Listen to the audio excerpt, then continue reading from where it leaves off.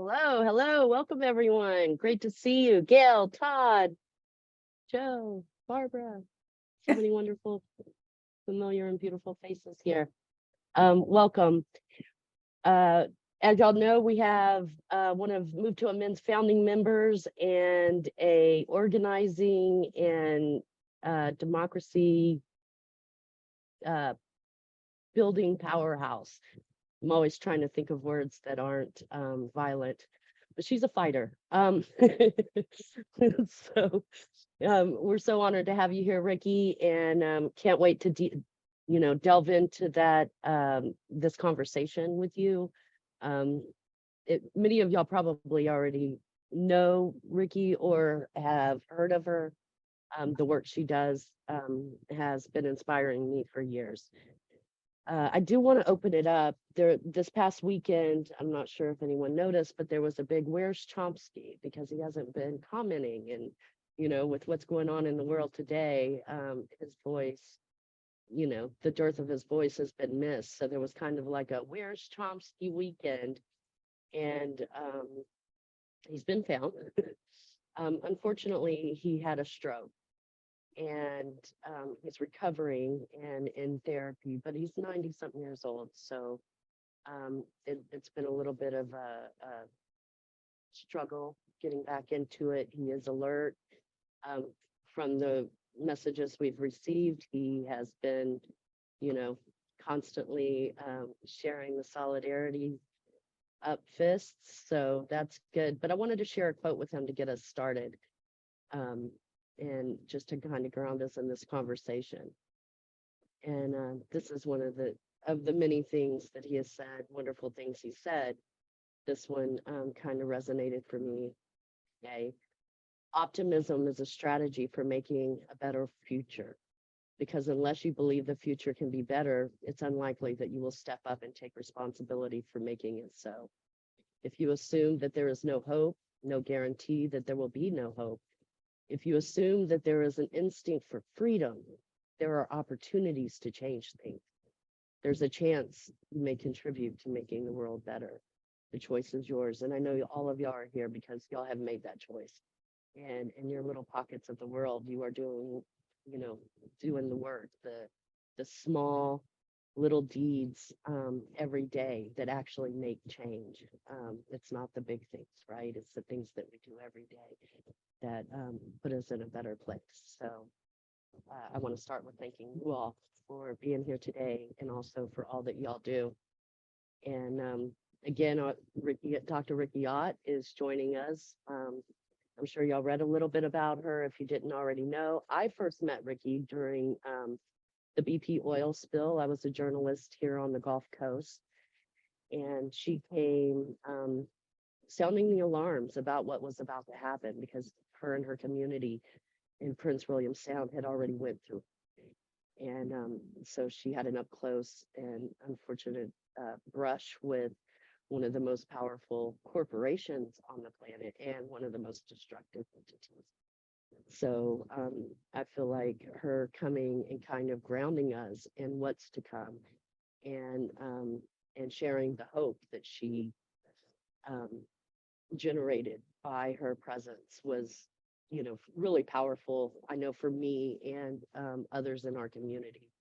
So I, again, am honored to be able to introduce you.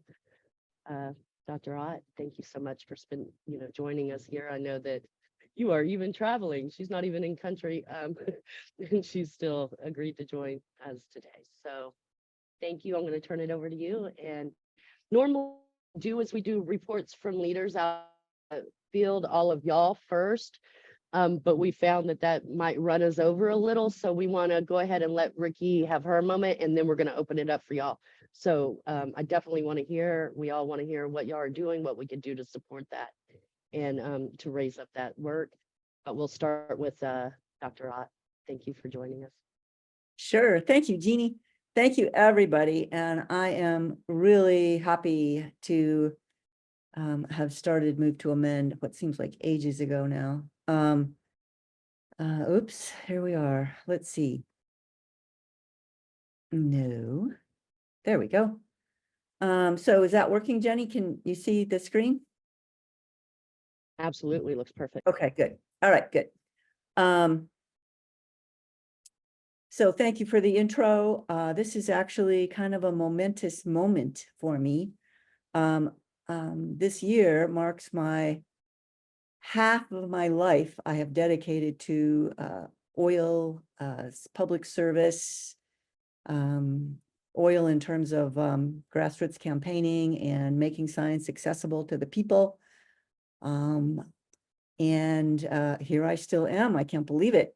Also, I have a colleague joining me, Lauren Smith. She is working the democracy, the website, the alert website. And I'm happy she can be here. She's a newly minted law student. And this is sort of her introduction to the democracy side of things besides the science. And thank you. The last big momentous announcement is that this is actually the beginning of the Exit Corexit campaign. It's so new that we haven't even got the website quite ready, and the petition has not yet been sent to EPA, but it should all be happening this month. So I'm excited to be sharing with Move to Amend first. And that said, I will say that as I was sort of thinking, oh, well, let's go for the problem, like first. So what's Corexit? So Corexit is the chemical, two of different ones, that is sprayed by the gallon, broadcast sprayed like pesticides over the ocean on top of an oil spill with the idea that somehow this will make things better than the oil alone. And all it does really is disappear the oil. Now, it has been Corexit. This Exxon is the one who came up with Corexit, by the way. For over 50 years, it was used in the Santa Barbara oil spill in 1969. And think about this. This is before there even was an EPA, before there was a Clean Water Act, before there was an OSHA to protect our workers, before any of this, they got entrenched in oil spill response. And now pretty much these Corexit dispersants are the #1 tool for especially larger oil spills, but they're stockpiled in every state, coastal state, for immediate use. And they're pretty much the #1, they're pre-authorized for use as well. So it's pretty much a fait accompli at this point. And so this is a problem because after the BP oil spill, this has all been on industry's word that these things are safe, that they'll do more good than harm. They're biodegradable, not to worry, everything will be fine. And it turns out after the BP disaster, there were enough scientists and enough of a problem where there were actually dozens of studies. And lo and behold, what did the lab studies, the clinic studies, the epidemiology studies all show? Oh, these products are carcinogens. I'm talking about Corexit 9527 and Corexit 9500, which was supposed to be the non-toxic replacement or less toxic replacement back in the 1990s for Corexit 9527. They're both carcinogens. They're both teratogens, which means they can cause deformities and development problems of a fetus in the womb, humans, dolphins, whatever. There are other reproductive effects as well. They are both respiratory and skin sensitizers, which means to say, we'll talk more about this, that it sensitizes your body's immune system so that you can react later to the fragrances in your own home, or to your favorite soaps, or to something else, another chemical entirely. This is making you chemically sensitive, but it's actually more than that. It's making you chemically intolerant. Okay. And also there are several specific target organ toxicity issues. It is toxic, these compounds, these products are toxic to the central and peripheral nervous systems, and they are toxic to the blood, respiratory, and cardiovascular systems, says the science now, okay? So, in thinking about how to launch a campaign and wrap people's heads around all this, I thought, well, the logical place to start, and I'm in Washington State now. I know a lot of you are familiar with me being in Alaska. I thought, well, I'll just call up the lead agency and see what's going on in my own backyard. And then I'll try to make a template here and get it spread out across the nation. So this is the legal framework of disaster response, and courtesy of the Oil Pollution Act of 1990, every state now has a lead agency, which is to say that prior to 1990, we only had the feds and we only had regional control of local disasters, which obviously doesn't work. Disasters begin and end usually in somebody's backyard locally. So there are lead agencies now. Now, there's man-made disaster response and there's natural disaster response. And unfortunately, the natural got kind of a head start on organizing. But anyway, I called up the state lead agency for oil spill response. And I talked to this one guy for an hour and a half, explained the whole problem. And he goes, my God, you need to speak to the whole group. Well, the whole group, by that, he meant the area committee, also courtesy of the Oil Pollution Act of 1990. There's supposed to be a team, which there is in Washington State and other states. And that team is supposed to interface with the local and state planners are supposed to interface with the regional planners to plan what an oil spill response would look like locally. Okay. Matt Bissell at Washington State Department of Ecology wanted me to speak to the whole area committee, the Northwest Area Committee, and explain this whole thing that I just downloaded on him. And so I did. And about a month later, and after that talk, that area committee, the states, said, oh my God, you need to talk to the whole group. And by that, they meant take it up to the regional response team, of which there are 13 regional response teams around our nation. They look like this. And you can see Region 10 out here, Pacific Northwest, involves 3 states. During the BP disaster, we had part of Region 6 down here, Louisiana, part of Texas, and then we had, of course, Mississippi, Alabama, and Florida. So that's Region 4. That's how it works. So what we're talking about now is a regional response team. So I talked to the regional response team and they said, oh my God. Well, this is what I told them first. So I said, okay, look, we have lessons learned. We've got these deadly dispersants. We got to do something about them. They're making the workers, the first responders sick. These are the professional responders, okay? They're making the public, the exposed public, sick. And what I'm talking about sick is I'm meaning symptomatic, and these initial symptoms of exposure are now linked with long-term health impacts. And the initial symptoms of exposure occurred at levels below the levels of contaminants that are thought to be safe for workers or for the general public. All right, this is all happening very low level. I know there was a lot of it in the air and the water, and the duration was a huge problem. But people were getting sick across 4 states. I was there for an entire year, and I went back for the next 7, 4 months a year.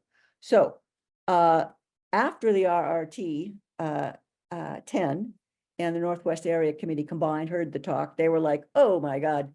They chartered a 2023 Health and Safety Task Force, of which I was co-chair, along with one Oregon state planner and one Washington state response person. So oil spill response is divided kind of into the planners and the responders. And luckily I had one of each, and we were tasked with figuring out what to do about all this, okay? That was in March a year ago, and March of this year was our final report on what we learned. And this is all posted on the alert website, alertproject.org. But anyway, the Health and Safety Task Force reported 4 main things. which is going to have relevance to this whole talk, but so we'll just run through it real quick, which is stand up. Stand up in the parlance here of disaster response means you create, develop, and implement, okay, something. And what we're talking about here is a first responder health unit. So workers are monitored and they're surveilled, so you can track different task forces and, you know, where is there an outbreak. And you do the same thing for a public health, only the public health assessment unit is driven by the states, whereas the main disaster response might be driven by the feds. The states never give up their control of public health. And you're doing the same thing, you know, what neighborhood's getting sick? What do we need to do? Like in, I've been to a lot of disasters, and I'm thinking right now, the tar sand spill, the Enbridge pipeline spill in 2010 in Kalamazoo, Michigan. And one of the things that was obvious to me really fast was that the people that were all around Carrasco Dam were getting super sick and all their pets were getting sick. And it's because when the backed up oil spilled over the dam, everything got aerosolized. I mean, it was pretty obvious, but not to people who were in charge. All right, so anyway, the other thing is, if we got a good idea, we need to write it down and make it law, and the OSHA HAZWOPER standards need to be updated for symptom-based triggering action instead of dose-based. So instead of looking at your table and saying, oh, look, there's a permissible exposure limit that says this much of this one chemical should be okay. You're not looking at that. Because if you're looking at 50 people and they're all hacking and sneezing and coughing and getting rashes, you have a problem, okay? So we want it symptom-based, not dose-based. And lastly, we need to rewrite 50 years of oil industry rhetoric, which has been posing as factual health and safety messaging. It's not acceptable anymore.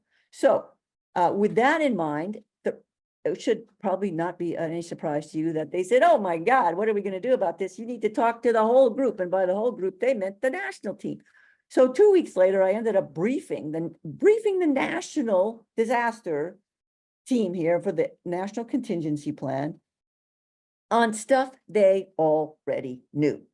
Okay. And I was like, gig is up, everybody. We've got all these problems with the Corexit dispersants that are being used. And you've already taken steps, action steps at the agency level to fix some of these problems, but only for public responders and only as a recommended step, not as the law.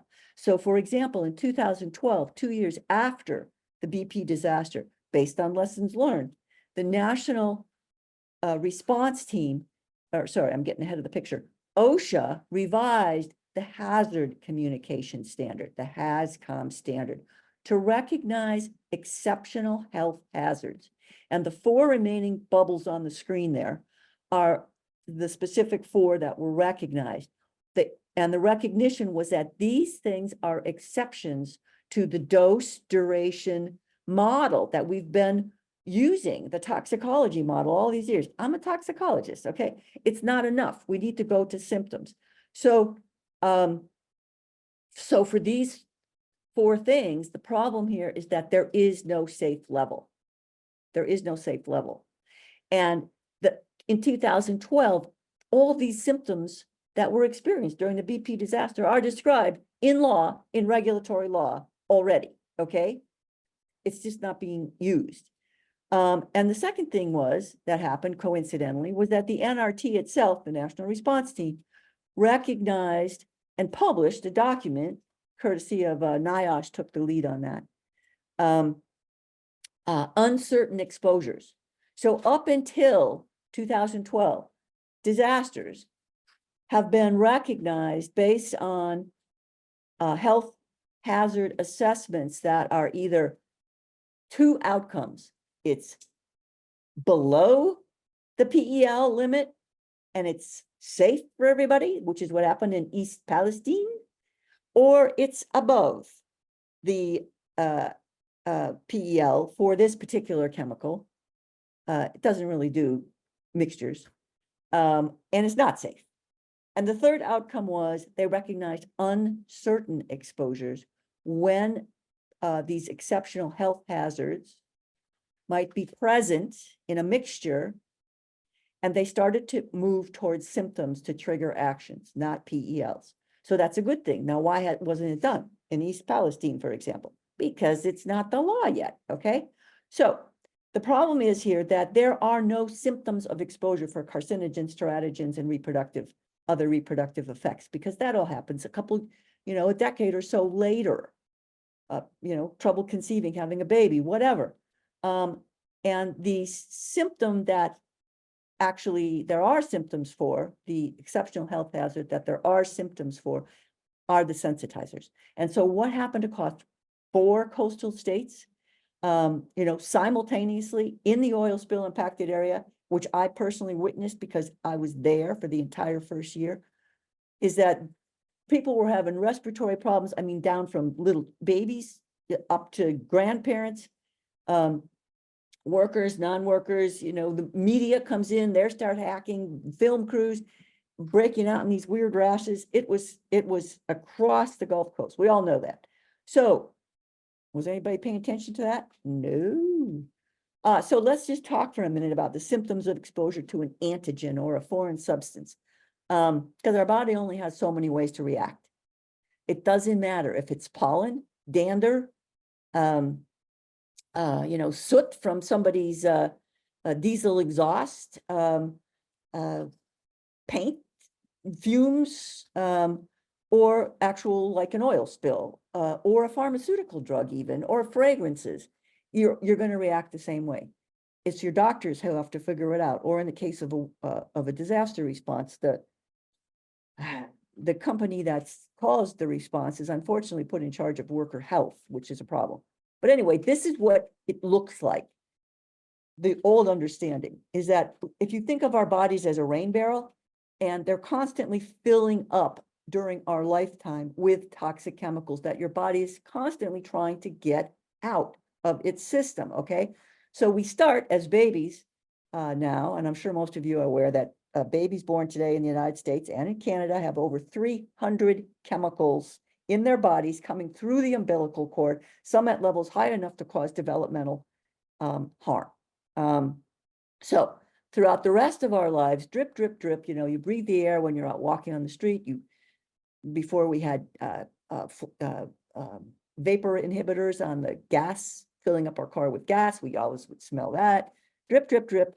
You go get clean air, you can lower that level. And then all of a sudden there's an oil spill and bam, you're super exposed and you're full and you go symptomatic. That was kind of the old way of thinking. And it was measured, it was thought to occur, it's part of the immune system. And again, this is a concentration dose-based health risk assessment driven approach. And you look for antibodies. That's what's in our bloodstreams because it's in the body fluids, okay, outside the actual cells, that can be tracked. Well, it turns out there's a whole nother defense mechanism that our bodies have, and you actually have it at the embryonic stage. That's how critical this is. So here's our little rain barrel person again with our natal exposure. And this time we're going to look at the second defense system and what happened. You had one drop and you went symptomatic, just like that. So what happened in this new paradigm, which by the way, the mechanism for this was finally discovered in 2021. I've been following the work of Dr. MD Nicholas Ashford and MD Claudia Miller ever since they wrote Chemical Exposures, Low Levels and High Stakes. I read the second edition in 1998. And they nailed the mechanism in 2021. That's how current this all is right now. And the second mechanism is also an immune system immunology function. And this time it's inside of our cells. It happens inside of our cells in nanoseconds. Anyway, I won't go into detail. It's just happening. And the way to measure it best is with your body knows immediately. and you start going, it starts warning you. And that's the way to figure this out, is a symptom-based health risk. Claudia Miller has a really great, very user-friendly website. This used to be called chemical sensitivities or multiple chemical sensitivities. It actually is a toxicant, so a chemical, it doesn't have to be, well, chemical induced, but toxicant induced loss of tolerance, TILT. And TILT has 2 stages, which are described in the OSHA HAZCOM standards in 2012. They were getting really close. They kind of knew what was going on, but they didn't have the mechanism nailed down. And it started by an initiation by an acute exposure or repeated lower level exposures. So now think of everybody in the Gulf Coast, and I don't know how many of you all have been down there or how many of you all are actually on the call from there. I, as an American, was embarrassed when I went down there, and I realized that we in the North have outsourced our pollution, a lot of our oil, fossil fuel dependency pollution on the Gulf Coast states. I was like horrified by what I saw down there, the level of background pollution. So we're already dealing with Cancer Alley people. We're already dealing with people who have already had their initiation.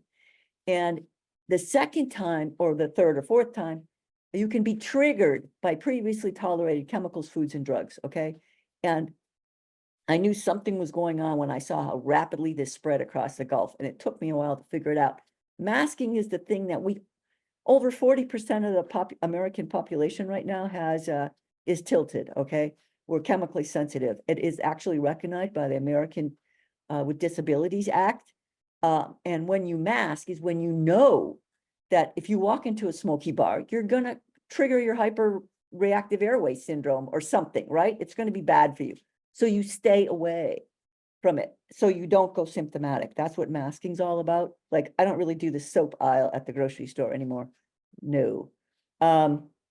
Okay, so after I explained all this to the national response team and the regional response team and the area committee, the national response team said, oh my God, we want you on a zillion different subcommittees and committees dealing with worker health and public safety and health and whatnot. And I'm like, whoa, people, I am an activist, and I have just taken this as, this is it, man. I'm going to start putting this into law now.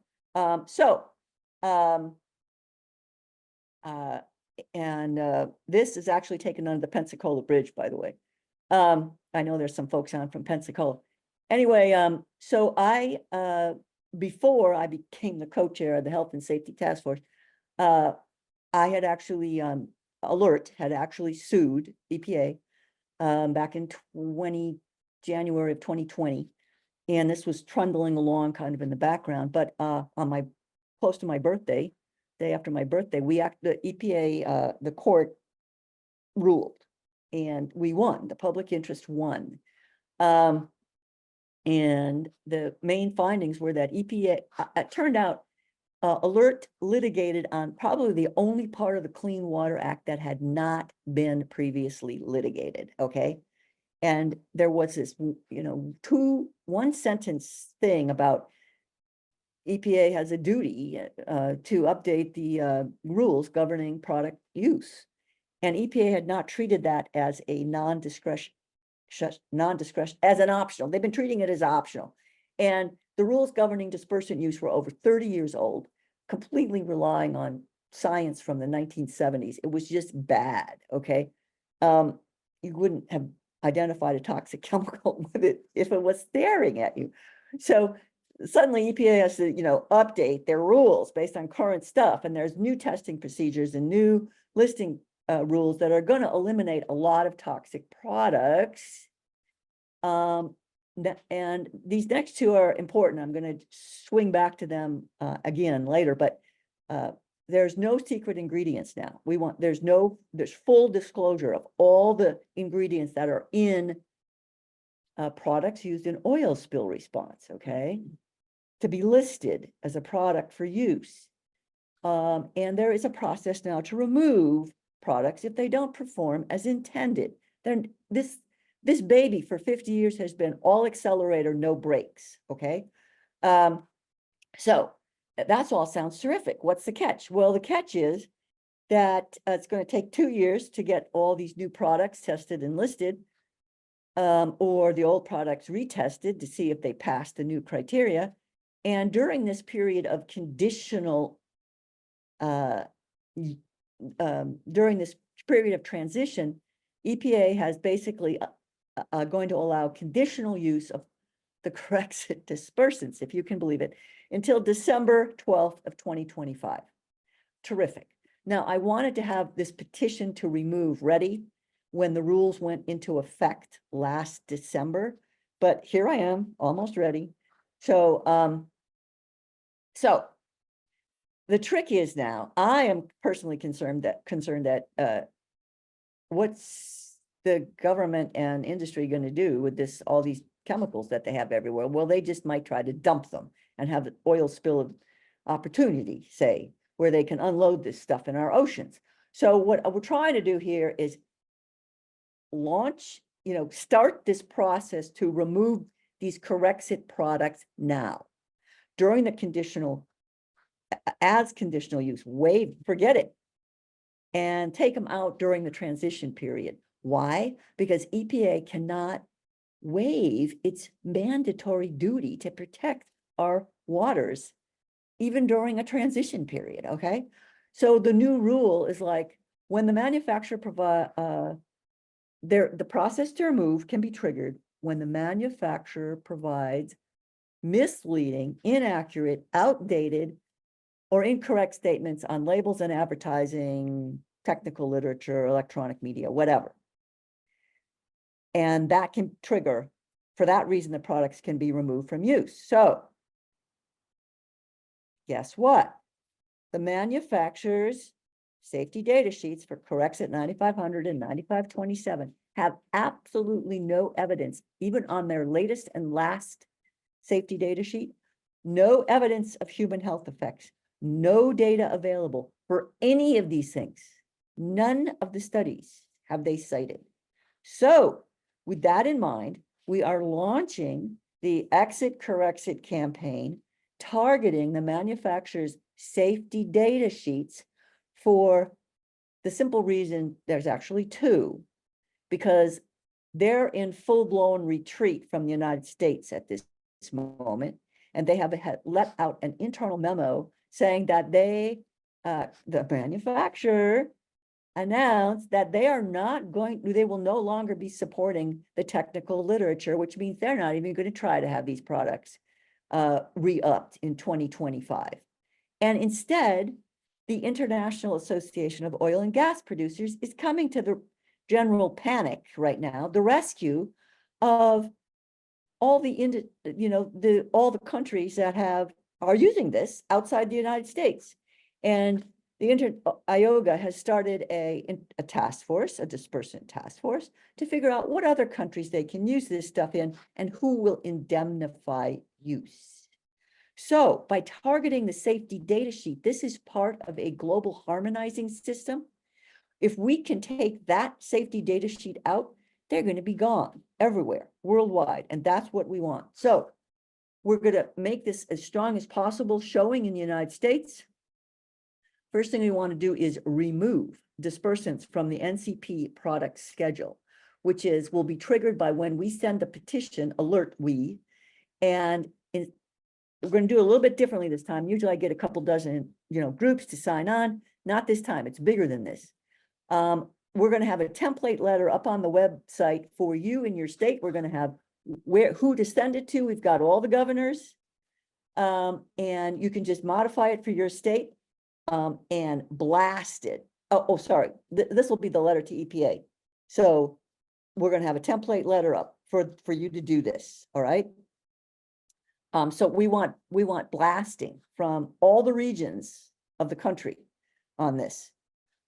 Second, we want to revoke during this transition period pre-authorization of Corexit use in all waters. So to do this, we're going to have another template letter up. We're asking people to modify the letter just a little bit, tweak it while you go to the beach in South Carolina or whatever. And did you know this stuff was this toxic? I mean, this is horrible. So we send a letter to the state and your lead agency. Again, we have all this up on the website for you to go Just get the names and the addresses and the emails. Thanks to Lauren. Another letter. And next thing is reform the area committees as the lead in product use decisions as the Oil Pollution Act of 1990 intended. Because the people, the states are supposed to be leading this. Yes, they're supposed to be working with the feds, but the people who live with the consequences of their own decisions should be the ones making the decisions on what products get used. And that's what Open 90 set up. And the Coast Guard has hijacked it. And they have been, working with the industry to just take this stuff and go crazy. So that's another letter. And the revoke and the refrain letters will probably be the same. Oh, I think we can get all this covered here. In reframe, the idea is to advocate for a symptom-based lens or approach here to protect workers and public health. In other words, let's get a public health assessment unit up. Let's figure out what California, Washington, and Oregon are doing. Let's repeat it in our states. Let's go, get this up and running. Because guess what? The Oregon and Washington people that I co-chaired the committee with, I kept saying oil spill, and they kept saying all hazard spill, all hazard disaster, Riki. This is relevant for all hazard disasters. So think East Palestine, think, think bigger than oil spills here. We need to move to a symptom-based approach. This will all be up on the alertproject.org website. Last 3 slides are why. Why should we do this? And the first reason, there's 3, is because local and state involvement is key to national preparedness. And it was found out by the National Commission on the BP disaster and offshore oil drilling. These are 2 of the conclusions that they found was that the social and political nullification of the national contingency plan undercut the efficacy of the overall response. Who nullified it? Louisiana, Mississippi, Alabama. Why? Because the Coast Guard had taken the bit in their mouth and they had pretty much developed the area contingency plans without state input, meaningful input. There was a token representative, and the state said, forget it. We're going to take care of this our way, which wasn't the best thing either. I'm not advocating that. I'm advocating that we get the local people involved from the, as part of this team here. And the National Commission further said, to close a critical gap in the government's existing response capacity, EPA and the Coast Guard should bolster state and local involvement in spill planning and response, similar to what's called regional citizen advisory councils in Alaska. We got a couple of those in Alaska, courtesy of Open 90. They belong everywhere. So the letter is going to have some of this stuff in it. It's an incredible opportune moment right now because EPA's rules really call out the need for state and local involvement. They really, we can't move forward without an area committee, and the Coast Guard is trying to take it over again. It's like, hello, Coast Guard. So anyway, why? Another why. Why is because holding these corporations accountable for healthcare costs actually could be a game changer. It really could be.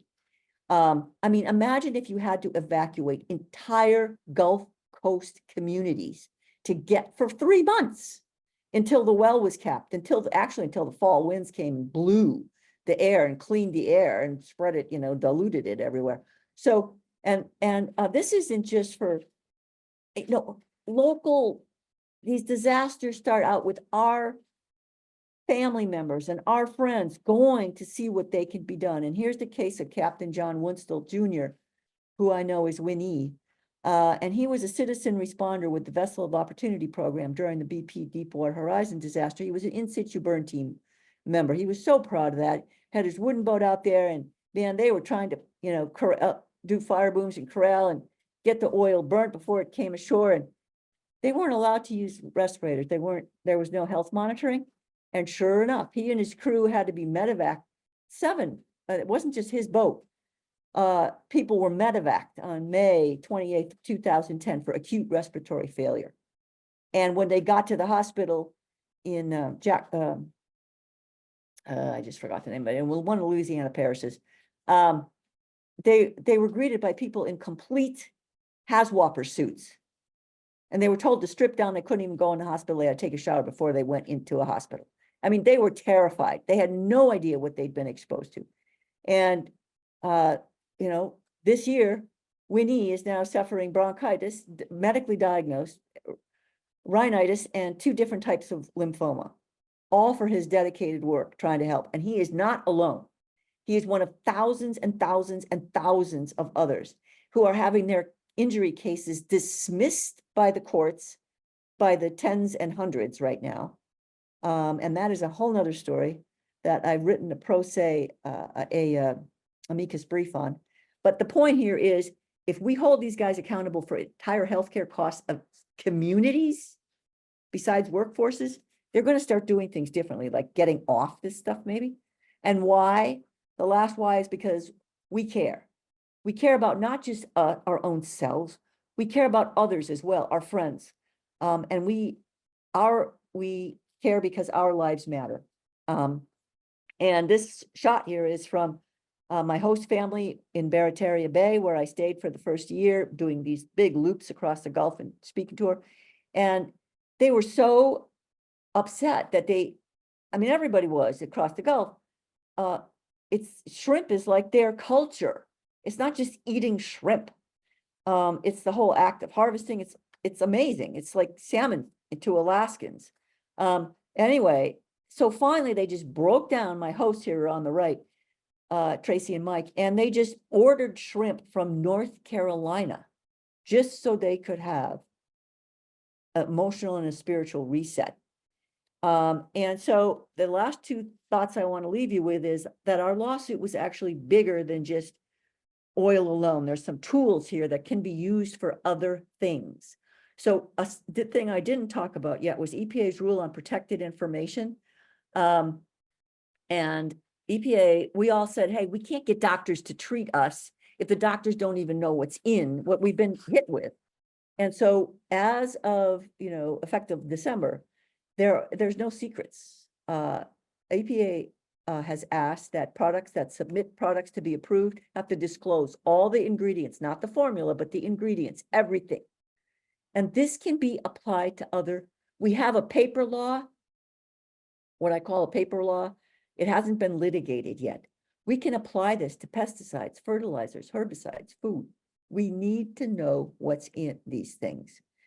And let's start using this tool. The second tool I already have discussed, it's the tool on the false information. And so we already know that corporations as legal persons have a First Amendment right to basically lie or not tell the truth, or leave information out of what they're saying.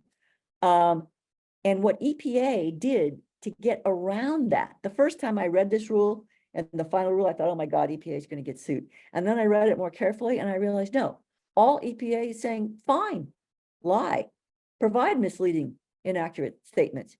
But that can be grounds for removal. There can be consequences for this.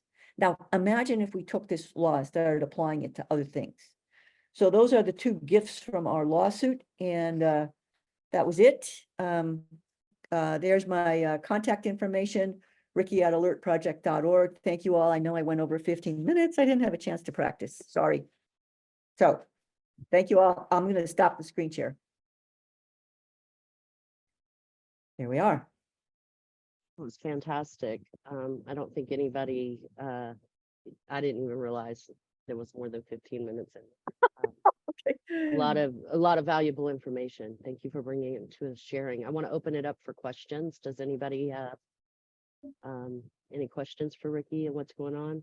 I do want to just preface this. So this isn't the law right now. It doesn't go into effect until December of 2025. It is when the it law, triggers. and it Okay. includes a transition period. So as of when the final rule came out under court supervision, by the way, that's how disbelieving the court was. It was like Brown versus Board of Education. You know, you've stalled over 30 years. So May 31st was the day they were, by court supervision, when that rule came out, it went into a 2.5-year transition period. And when the products have been tested and listed and their paperwork has been submitted, there's going to be a flip-flop on the product schedule of all the new products, December 12th, 2025. But right now, we're still under the old rule. Grab it off the shelf and use it. Yes, ma'am. I see a hand there. Yeah, no, that's super exciting. Katie, you have a question? Sure. I just want to say that brings back a lot of memories. I was here during the oil spill. My family was in the fishing community. That's how we made our living. And people were sick. I mean, they were sick. And you know, I took many people to the hospital, and they wouldn't diagnose it. And there were people working out in the cleaning the Gulf up. I had one friend who was sprayed directly in the face, and his eyeball started to deteriorate. And I, at the time, I mean, how can you not draw this conclusion? How can you not see it? But they were not getting diagnosed with that Crux that was causing this. But it was pretty obvious to anyone who was living through it. So thank you for getting this groundwork done. So family never has to go through what our family went through. Yeah, Katie, thank you for bringing that up. And I want to just give a shout out here to the Government Accountability Project. They have done some really good, they've carried the people's record of exactly what you're talking about, all the numerous different people that they've taken testimonies of to bring these stories to light. And I'm bringing that, a lot of some of those stories into the petition to remove. And one of them, I think, was Catfish Miller down in Mississippi. His wife's affidavit talked about how, I mean, come on, they're telling fishermen they're getting seasick for their nausea. That's a central nervous system depressed and peripheral, you know, anyway, come on.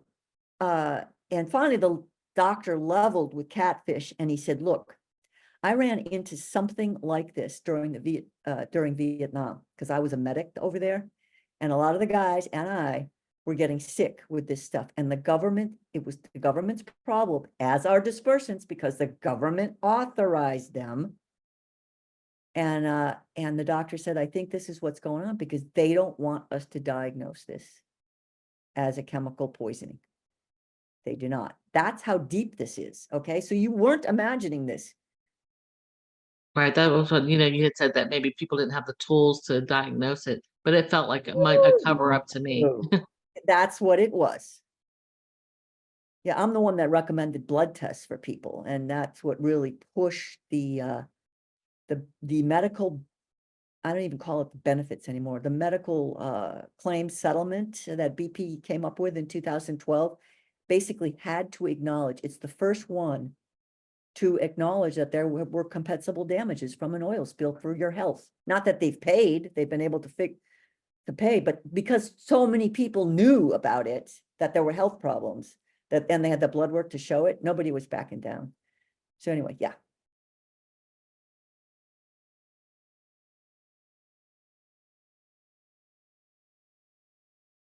Does anyone else have any questions for Riki on this or any other topics? How to implement this win?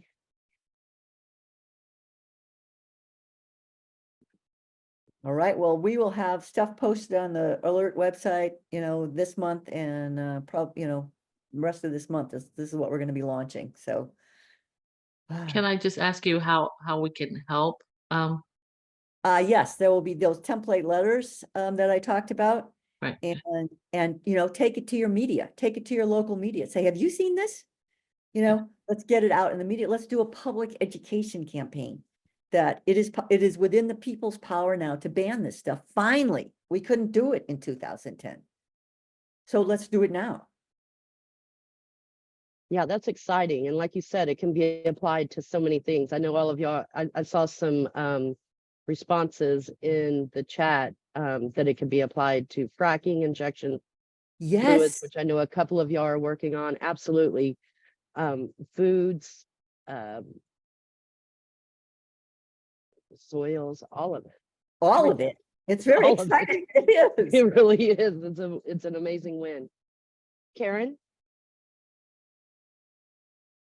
Hi, Riki, I met you in 2011 with David Cobb Oh, before yes. the first democracy convention a Wow. long time ago. And all of this information is really, really great. And we know all of these issues long-standing. And I am wondering if this Zoom meeting will be available, and I certainly was taking as many notes as possible, including your great website. I will ship the PowerPoint to Jeannie. And then I don't know if the recording is enough, but we'll figure it out. It doesn't have any notes at the moment, but maybe so you're gonna have to use the recording bit for that, but.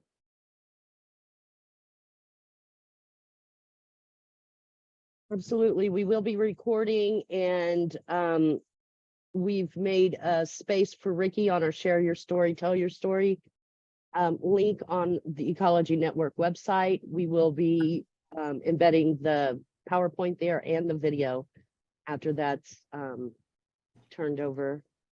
And did you Can have you your put- hand up first, Megan? Yeah, I just wanted to ask if they could put her website in the chat. I can't figure out how to get to chat. I'm looking. It is in the chat, but I can put it in there again, and it'll also be on the website available if you misplaced the link. Alert project. Project.org. Yeah. Okay, let me put that there. Yeah, Megan and Geneva are doing some fantastic work in California. Go ahead, Geneva. You have a question for Riki? Yeah. Do you have somewhere posted or linked on your website the court ruling on your case? I mean, this seems to me like a really groundbreaking case, and I really want to congratulate you on your efforts and your success. I'm also curious to see, you know, what were some of the arguments and what was the judge's what were the judge's rulings? If you have that linked somewhere, I'd really like to review those. Absolutely do. And I've was doing my website, kind of working with Our Children's Trust. And those are all the kids that sued the states and feds over climate. And I really liked how they did a legal narrative for their website, so the grandparents could understand what was going on. And I have that same legal narrative with all the cases linked to it. It's on alertproject.org under legal or something. Just a minute, I'll look it up. Yeah, it's all there. You can get any of the cases. Yeah.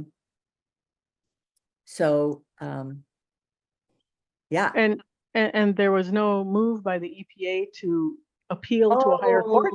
Oh, even better. They said they were going to appeal and then they withdrew. And I called, I got to give a shout out to the Berkeley Environmental Law Clinic. They're the ones who handled this for us.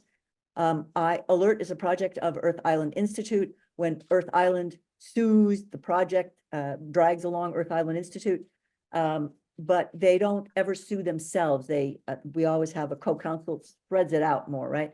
So they're on a total high. Claudia Pulaski was our lead counsel. There was a kickback, and I called and said, Claudia, did they just figure out they were wrong? And Claudia said, you know what? The timing now is going to put them into Christmas, and I think they don't want to deal with this. I mean, this thing has been dragged on through 3 different presidential administrations. It's just pathetic what's been going on. We survived Trump, and then we get, Obama, and it's like, come on already. Let's, Biden, and let's get this through. And we still had problems, but they threw in the towel there. Good. And it is really clean. It's actually quite easy to understand. So, yeah. Fantastic. And congratulations again. I'm in Yeah, awe. thank you. And it's my fault for not really beating the drums on this until now, because I mean, I was still dealing with, how do we implement this rule now? So anyway, and it didn't really go into effect until December last year. So it's been this long drawn out process.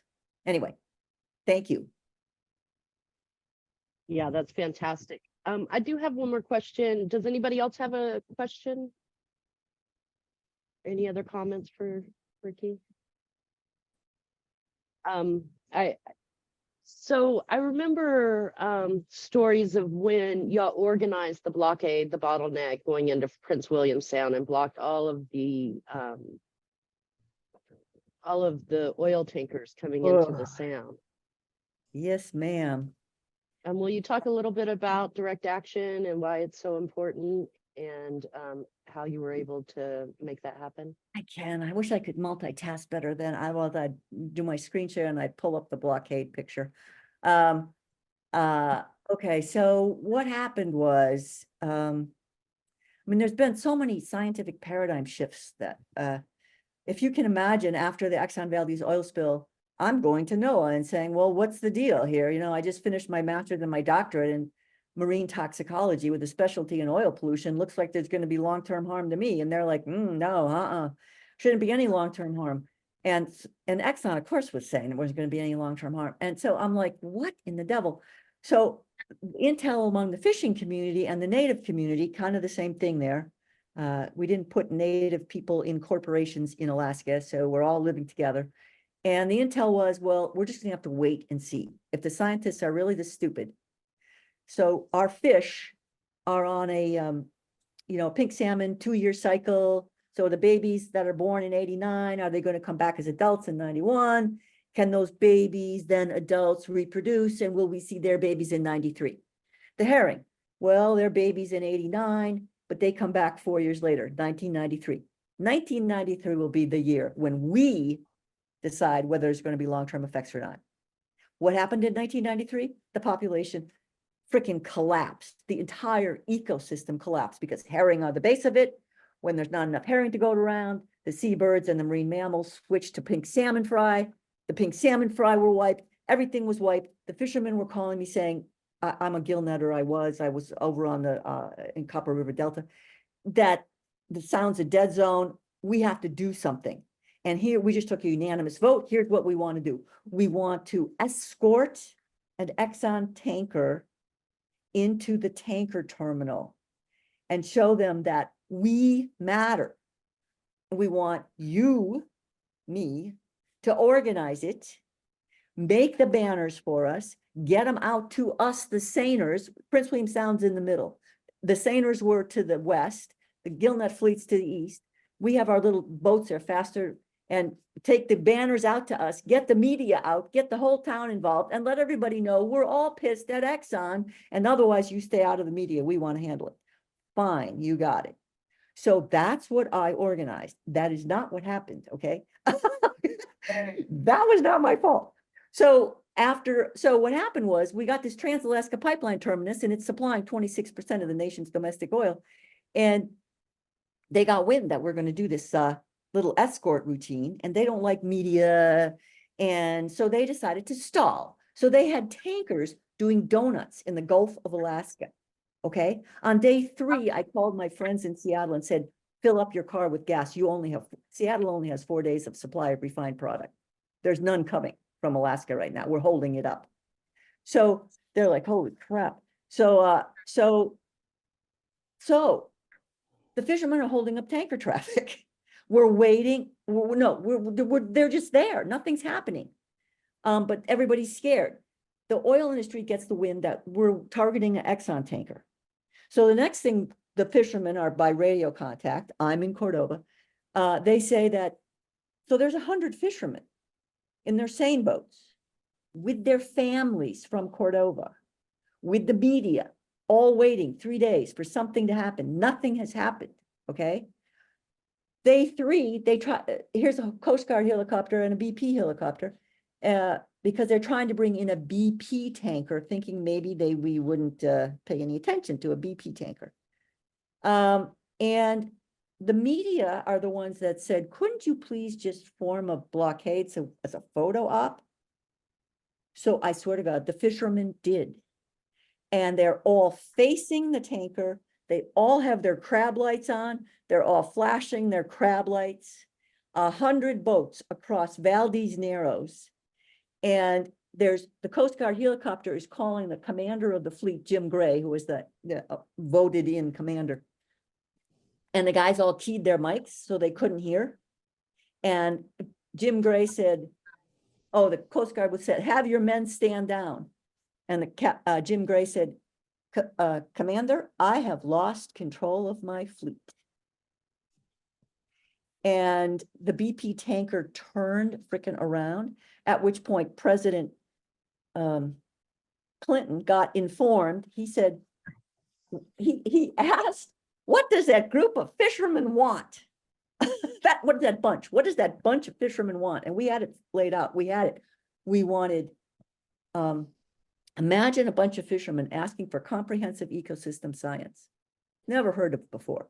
But we knew that it was the oil. It was the scientists that didn't. They had to do their studies to figure out all the ads. So we were ahead of the science. We got the feds promised us comprehensive ecosystem science, and that was done with the penalties from the Exxon Valdez disaster and the Exxon Valdez Oil Spill Trustee Council. We got that. We wanted no fines for civil disobedience because we can't pay our loans. We can't pay anything. That was a state ask, and the state promised it. The other federal ask was, we don't want to be fined for civil disobedience. We have nothing left to lose.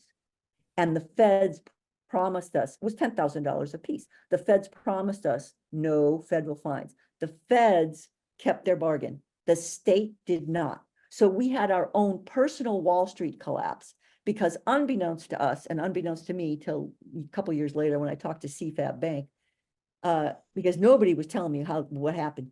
CFAB had all the banks had overcapitalized, overextended capital on fishermen's loans for their permits. And if they reneged, if they didn't have to pay those permits back, we could have crashed the state of Alaska's economy. So they let a bunch of fishermen hang, basically, for everybody else. Yeah. So anyway, there you have it. That was the fishermen's blockade of Valdez Narrows. And what that did for the town was everybody came back on a high. This is fishermen, for God's sakes. And it was like, organize this, organize that. And we organized so many things. Like there were 5 different things. The native people were having trouble with, we talked a little bit about this ahead of time, a subsistence abuse, a sobriety celebration. They started sobriety celebration as a statewide event. That is still going on to this day. And it's held in Cordova, Alaska. We started the Cordova Family Resource Center to deal with emotional and spiritual trauma and the disaster and all this crap that we had to deal with we weren't prepared for that. I started the Copper River Watershed Project as economic activists to figure out how to get our town footing back on the ground again. It was just like, start this, start that, start that. Everybody came back. And when you're in a disaster, the first thing that's got to change is your attitude. And our attitude did not change until 1993. And that's critical because we hadn't even been to court yet. Our court case wasn't heard until 1994. But we were already realizing nobody's going to help us. Not the state, not the feds, certainly not Exxon. Everything's fine in Prince William Sound, for God's sakes. No. So that was a critical thing, working together. And it turns out we are now the longest, the Cordova community, running disaster trauma study on the planet on mental health effects of these disasters. And the only thing that does a reset is working together for the greater good. That is what heals disaster trauma. Because if you think about it, you create your own reality. Well, if your reality is destroyed at a community level, you're not going to be able to go create that, recreate that reality yourself. You have to do it with everybody. And that was, I mean, sociologists took awards, national awards for this 21-year mental health trauma study. But it's literally people working together for the greater good. Now you tell me if that doesn't define democracy right there. And a lot of the activism work we don't do it for ourselves. We do it for our communities, for our friends. We do it together. So. Absolutely. Thank you for sharing that. And that is beautiful. And just like Katie said in the thing, you know, she kind of triggering having the conversation about this. You have another quick question, Katie? That's what I was going to say. I mean, just the mental health, just listening to you speak and going back to that time, I was sitting here in tears and I Yeah. was not expecting that to happen. So, Yeah. but, and it's tears of joy, tears of, you know, thank you for getting this done, and tears of just watching what we went through, remembering what we went through. Yeah. 35 years of my life, folks. The only thing that saved me is working with everybody. So thanks for being there. Well, that's what drove me to move to amend. Thank you. Okay, anyone else have any more questions for Riki? And if not, then I want to start opening it up to you. What are y'all working on? What are you doing? How can we help and raise that work up? But first, if there is no more questions for Riki, do you have anything else, Dr. Ott, that you would like to share with us? Or Well, I'm really looking forward to getting back to Ultimate Civics, which is my second project with Earth Island Institute, which is kind of serving a niche market as the education of youth for Move to Amend. And our first executive meeting was in Denver, Colorado, right after the BP disaster had happened. And I said, I got to go do this. This is my life work, as is, you know, Move to Amend. It'll just take me a year. It has been 14 years now. So I have developed curricula. I do, for those of you who are interested, check it out, ultimatecivics.org. Los Angeles entire school district is using my curriculum. I haven't really kept tabs of who is, who isn't, but I want to get back to that again. And I'm really looking forward to kind of getting this chapter of my life petitioned out and done with and turning back to Move to Amend. So thank you, Jenny. thank you so much. We can't wait until you turn it back to that.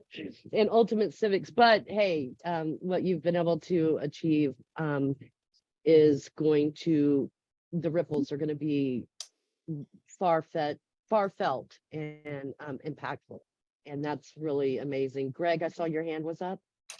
Just a quick comment, Riki. I mean, other than just tremendous presentation all the way around and work of you and with the community that you've worked with. But your comment right at the end of how in dealing with this, the psychological support in dealing, you know, the importance of addressing the psychological dimension of crisis and of the disaster is something that is not just something in the past, but in the present, that we need to learn from and look at what, you know, you've developed with your compatriots, because this is something to avoid paralysis, which of course inhibits activism on all fronts as we deal with these crises, not just environmental, economic, political, constitutional, you name it. The psychological component is extremely important. So thank you for not just raising it, but doing something about it. I tell you what, my own best therapy while I was on the road for 17 years without a place-based house was going and teaching middle school students. And one of the favorite things to teach is on the Ultimate Civics website. how to move an idea into action. Doesn't have to be my idea. You kids are all smart. You know what's going on. You all already got ideas how to save the world. Now, what are you going to do about it? Where are you going to get started? And they all just look at me like, we don't know. I said, you start with an action plan. Here's the template, you know, and man, they are off and running once they get that. So, yeah, thanks for holding the ball for so long with Move to Amend. I'll be right back. That's fantastic news. Sandy, do you have a question or comment for? Dr. Yeah. Ott? Yeah, I just want to say that we just had an event. Let me get my picture on here. We just had an event in Columbus, Ohio, or for Ohio, about dissolving corporations, a particular one here in Ohio that's just done terrible damage to us. And so I just thought maybe we need to dissolve another corporation. But I've been wondering what happened. I remember as a kid when this happened, and I've been wondering what happened. Every so often I see a report about the Valdez. It's still going on. It's still going on. So I appreciate the update. Wish it had come much earlier. But that's how these people do it. They string it along. So Not only that, they form subsidiaries and subsidiaries of subsidiaries, and there have been several formed on my behalf because I've tried to, nail them down. Ecolab, Champion X, now it's a Corexit Sustainable Solutions, not right. So yeah, they're running right now, but I want to run them right off this planet. So Yeah, and the energy around that is so palpable right now. There's a lot of actions going on, and we'll share more of those later about ending fossil fuels altogether. I put a link in the chat about what Sandy referenced, the First Energy, the coalition calling to end the charter for First Energy after the largest bribery scandal in that state's history. Thank you for sharing that, Sandy. Would anybody else like to share what they're working on right now? And I will just say, Riki, that this point that you made about the psychological effects, it is one of the newest additions, modules that were that Move to Amend has created with the Movement Education Program, because it is so important. And maybe some of the work that you're doing could help influence that module. It sounds like might be a good place to start. Prince William Sound Science Center has done a lot on how to deal with they work with the two sociologists, Steve Picu and Dwayne Gill, out of Louisiana and Mississippi, and how to there is a whole training program for training trainers to go into the communities and immediately start putting the band-aids on the psychological stuff that goes on and does, as Greg aptly said, paralyzes everybody. So Prince William Sound Science Center, I can send you that link. But anyway, to that stuff, it's there. I'll put that There's up something in out there. Okay. Regional Wonderful. Prince William Sound Regional Citizen Advisory Council, pwsrcac.org reports. Thank you, All Riki. right. Thank you so Yep. much. We'll put that in there. Make sure everybody has access to it. And I know Gail she is along that same train of thought. She works with children through earth care, hands-on restoration and engagement. Her more information about the work that she's doing with earth care is also on the Ecology Network website, and I'll share that again. This is where we'll put all of the information that we learned tonight, including the video. Is there anything I'm missing in here?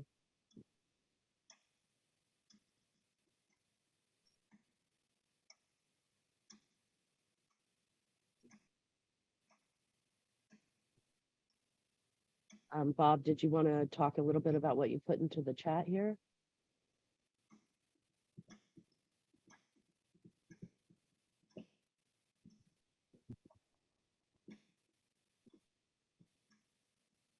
Anyone else want to share some of the things that they're working on, or Yeah, Jenny, go ahead, Todd. I wanted to let you know about something that was very remarkable for me a week ago, a legislative day of action by a group in Pennsylvania. Because it's budget season and because Pennsylvania is dead last in the country as far as clean energy goes. So this was Penn Environment is the organization, if you've ever heard of it. And they call it a Climate Action Lobby Day. And I've never seen anything like it. They got 260 people involved in meetings during the day that included 60 legislators, House of Representatives and senators. And they paired up each person with their legislators, and they had one of their people in each of the meetings. And they talked about a couple of laws that they are trying to get support for, and they educated the legislators and they asked for their support. They got commitments from 30 of them to provide that support. And it just, I've never seen anything as organized. The logistics were incredible. So I'm going to try to get information to them about Move to Amend if they haven't heard it, because I think that they would benefit from it as well. Great organization, though. That's the first time I ever saw anything from them. And that was Penn Action, you said? No, Penn Environment. Penn Environment.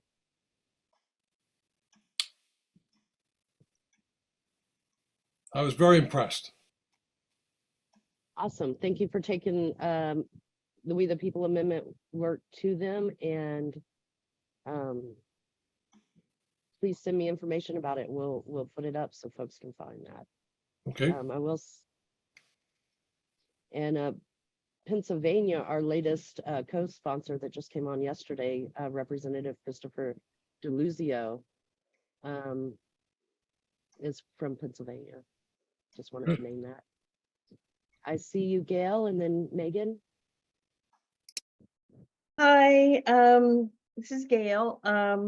So 3 things we're working on right now. I'm currently taking a course with Dr. Marianne Krasny at the Civic Ecology Lab at Cornell, and it's on climate advocacy. So one thing EarthCare is working on right now is to create a campaign, because our government, instead of going to renewable energy, has decided to invest heavily in LNG. So we stopped LNG about 15, 20 years ago, and they snuck it in on us this time. They didn't tell anyone about it until they were writing it into the legislation. So we're going to be doing town meetings and trying to get people to do a letter campaign, but it's pretty much a done deal. So we're like a day late and a dollar short. But I want to actually show my professor I'm trying to do something. I also finished youth climate author educator training. So in September, I'll be working with youth and hopefully helping them to write their own climate justice stories and illustrate them and get them published. And then in April, me and some other of our members took a plastics course with Cornell called Plastics Impacts and Actions. So we spent the entire month of April educating people about all the dangers of plastics and working on that, as well as the last 2 years, EarthCare has been working with a coalition of organizations around the world who are trying to help write the plastics treaty, which I think there's only one more INC left before it's unveiled. So that's a big job as well. But that's all we're doing now. In addition to our regular Eco Kids program. Oh, and we've just planted another 2,500 mangroves in the month of May for our restoration project. And we'll be doing another planting in November and December. This summer, we'll be collecting propagules for the backyard nurseries. All right.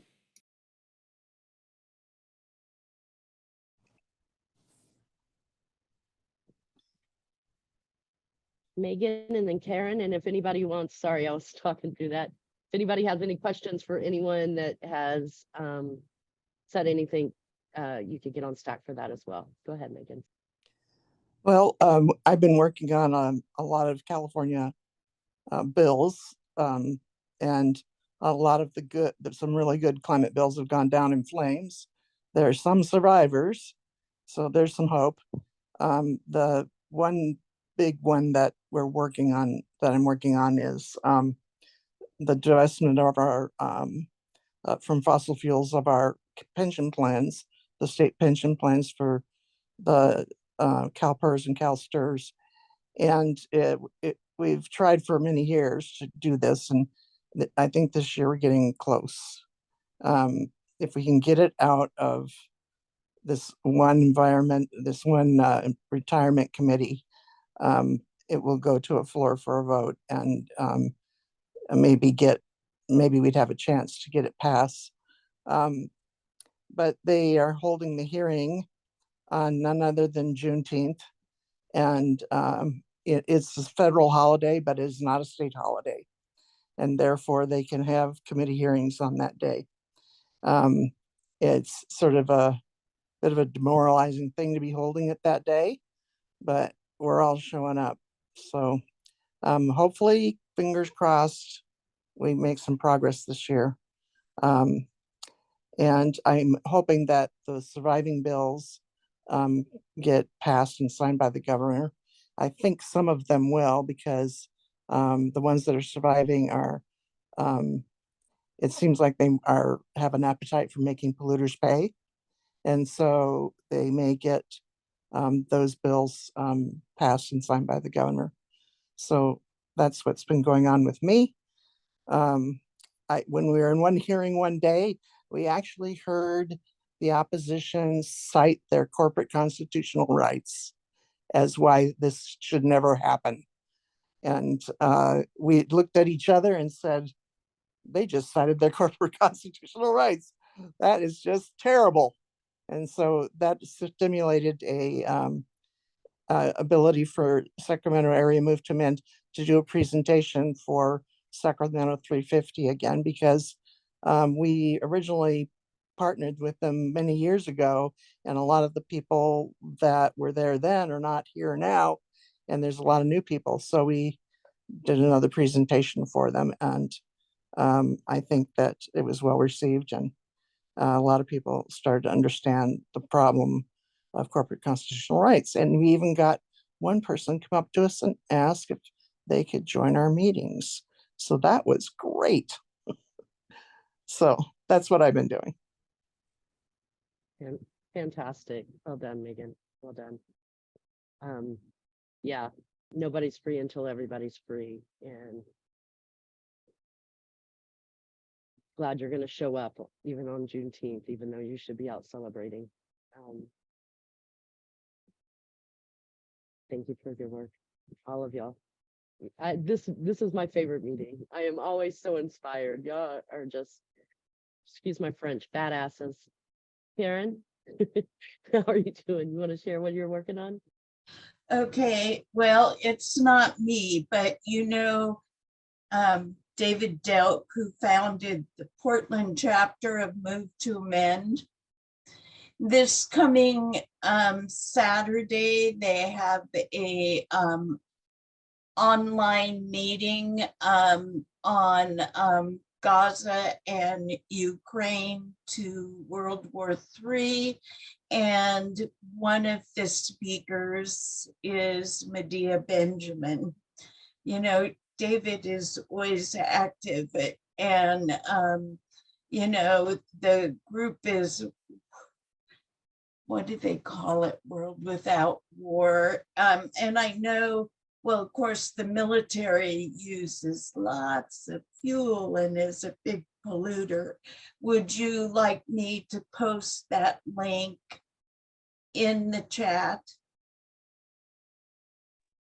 Absolutely, please do. And if folks don't know, a lot of folks have brought the connection between the military industrial complex, the environment, and corporate constitutional rights to this space. And also Veterans for Peace recently not only endorsed Move to Amend, which they had done in the past, but they put passing the We the People Amendment as part of their strategic planning, just as Geneva had shared with us that water, the We Advocate Through Environmental Review organization has also done that. So yeah, I would personally like the link if you could share it with all of us.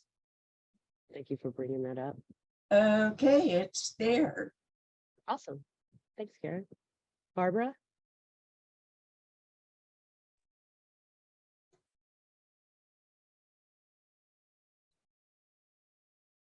Barbara, I see your hand up.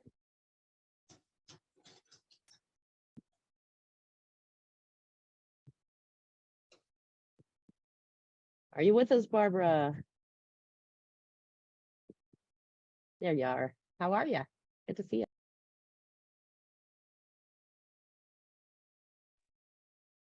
I don't see your mute on, but I'm not hearing you either. Nope.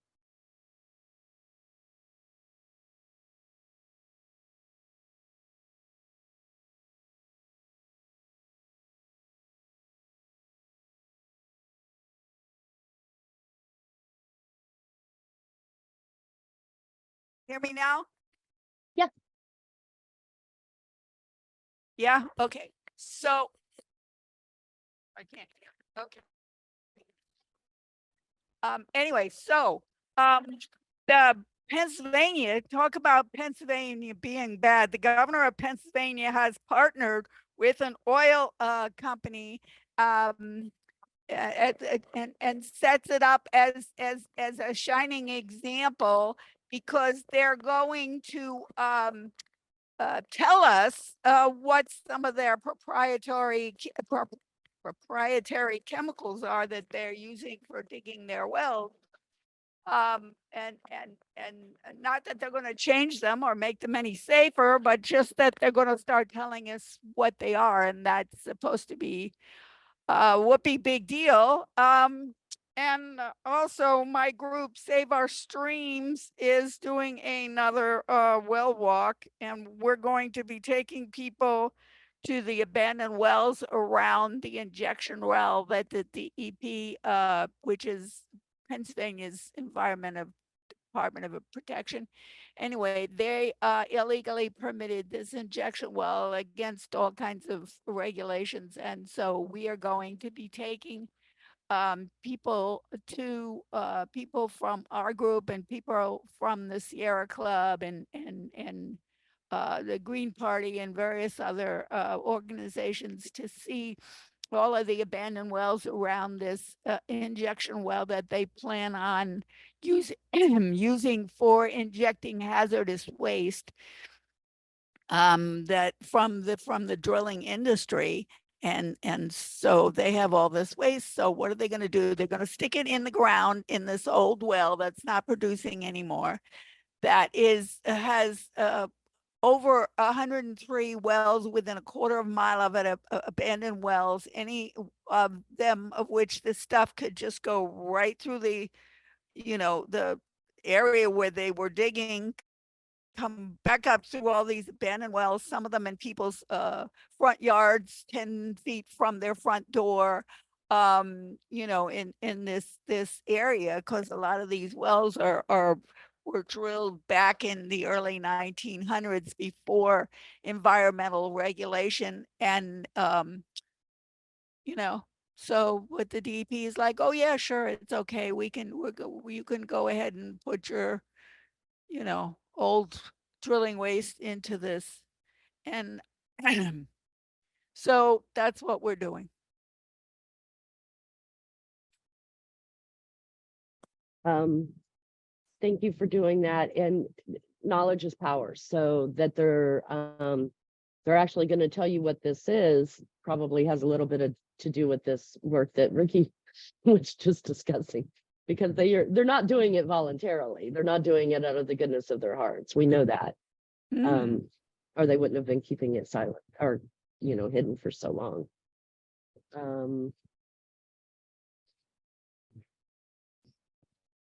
There's lots of juicy stuff in the chat, and we'll share that and put that in the space where this conversation was held that I shared earlier on the Ecology Network. Does anyone else have anything to share or to add? And Todd, like events before that you were talking about, if y'all share that with me, Barbara, the walk, if you share that with me, I could put that up as an event on the page. And also, if it's statewide, we can share it out, that Yeah, information, and invite folks to come. So if you get that to me, I need a little bit of time.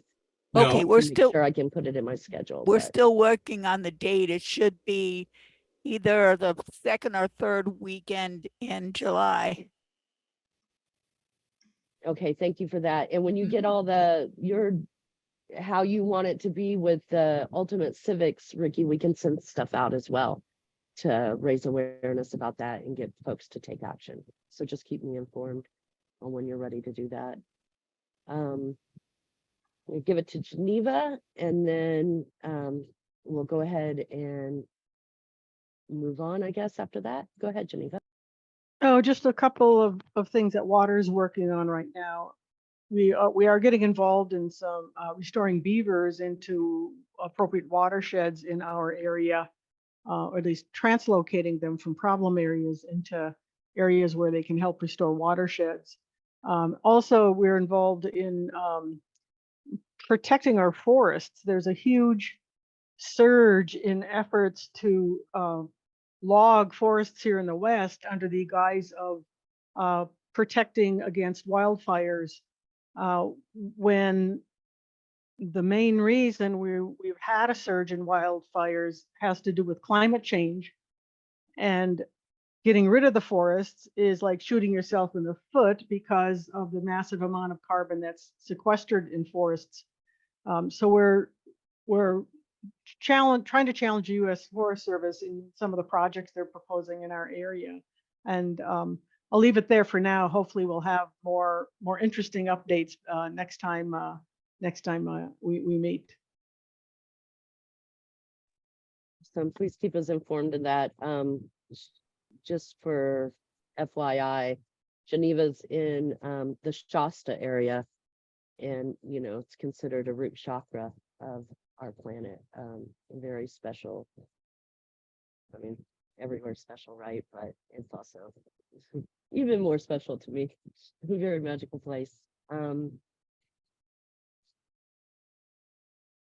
Thank you for all the work that you're doing with that. Keep us informed, please. I'll do a couple of quick MTA updates. We have 86 congressional supporters for the We the People Amendment. As I mentioned, a Pennsylvania co-sponsor just came on. Also, we're going to DC next week. We have an action-packed week planned, starting with lobbying for the We the People Amendment. While we're there, also the Poor People's Campaign will be taken to the streets in Washington that day, and we also plan to join them at the Republican National Convention. And since we'll be in Chicago during the DNC, we'll be joining them there as well. There is a toolkit linked in the agenda if anybody wants to raise up that action. And then also Veterans for Peace. We'll have, hopefully, maybe Sandy will be there representing. She is a veteran and also an amazing leader in her area. And Alfonso will be joining them on the last leg of their march as well. And we will also be plugging into Juneteenth events while we're there. Again, very important time. in our history. Does anybody have any questions about that? Of course, any of these events, we would love y'all to join us.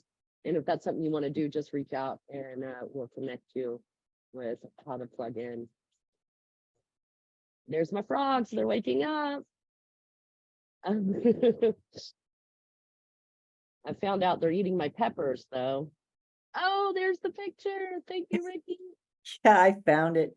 So much How for powerful and multitasking. But beautiful. anyway, this is just the camera doesn't do it justice. It's 100 boats stretched across Valdez Narrows. Yeah, Cool. Beautiful. pretty crazy. So back to you. Too bad Democracy that at that its one guy finest. lost control of all of them, huh? Right. I love that. So inspirational. Mhm. Citibank's they're kicking off the Summer of Heat mass action call. They're kicking off, it kicked off this week. They're going to start blockading city banks all across the country. There's links in the agenda for that too, if anyone wants to plug into those actions. Let me see. I added the action lobby days for Pennsylvania into the link. Are there any other opportunities out there that y'all know that are coming up? Any mass action plans that relate to the environment that we can plug in and raise up? I see you, Megan. Yes, I totally spaced out on the fact that I spent the morning sitting in a rocking chair in front of Citibank. We had a rock and roll event with the third actors, and the older third actors could sit if they wanted to and rock. Well, we attempted to get in the bank, but all the banks were, because this was a nationwide thing, the banks were already alerted and they had guards at the door and they wouldn't let us in. You know, they basically would only let customers in who had to prove their customership, but they certainly wouldn't let us activists in. But we still sat in front of them and read the script we'd planned out loud anyway. But and as I was sitting there, they had gone down to B of A, which was next door, and they were going over to Chase, and I was sitting with the rockers so nobody would walk off with them. And a guy came up and said, "Oh, is there a parade today?" And I said, "No, this is a protest to divest from fossil fuels for Citibank and all these banks here." And he was going into Citibank and he said, "Oh, maybe I'll have to move my account to the credit union." He said, "That's what I did." And so I maybe converted one more person, who knows. Anyway, we did have a protest today, and we're having weekly protests with the summer. It's our Summer of Heat action. And how hot was it today, Dale? Do you know? Oh, 90, yeah, 92, I think. It's only 92 today. It's been up as high as 105 this week. So it's been pretty hot already. You rock, Megan. Literally. That's fantastic. I love that. You had something else you wanted to add, Geneva? Yeah, just recently I ran across an organization called Climate Clock, or a website, and they are having on July 22nd, or they are calling for Climate Emergency Day, and it is a day that marks 5 years as the time left to limit global warming to 1.5 degrees.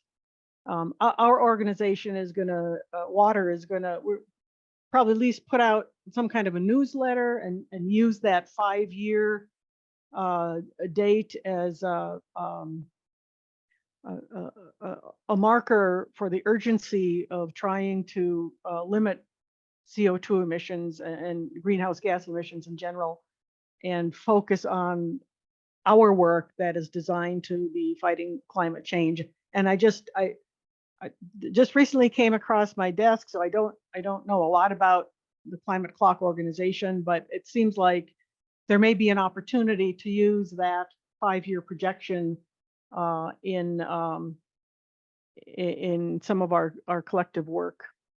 So just, it's out there. You can just search for Climate Emergency Day and you'll come up with the Climate Clock website on there. I just put the link in the chat as well. Thank Anybody you. that's interested in participating in that. Yeah, I think that's a powerful visual for where we're at and literally running out of time. And yeah, Gail, I think, you know, as long as we're breathing, we still have opportunities to make the change. But yeah, I see, Fernanda, I know you're sick. Did you want to plug in and do a quick update on Just Money for the Just Transition real quick before we?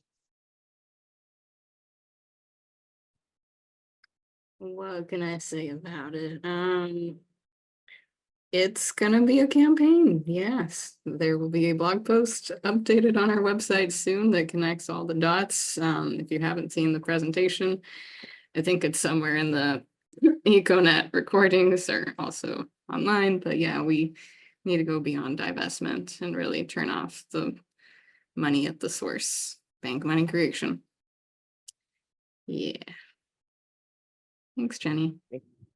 Thank you. We got to join Fernanda and Alliance for Just Money and Raging Grannies and others in Chicago a couple weeks ago, and it was powerful and impactful, and coming together as a community was just it was a beautiful experience and time. And I'm just learning more about the monetary system in itself, and you know, this is, you know, I truly believe once we take control of our government, in these corporate constitutional rights, we can democratize our money as well, which is you know, is plaguing us in so many different ways.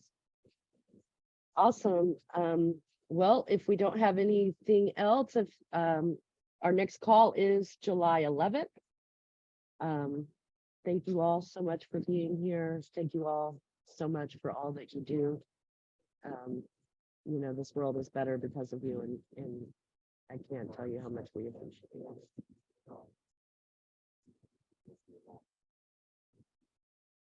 Thank you so much, Riki, for joining us and sharing what you're doing. Looking forward to working with you on all of these things and more in the future, as well as all of y'all. Good night, everybody. Night. Good night. Good night, y'all. Yeah.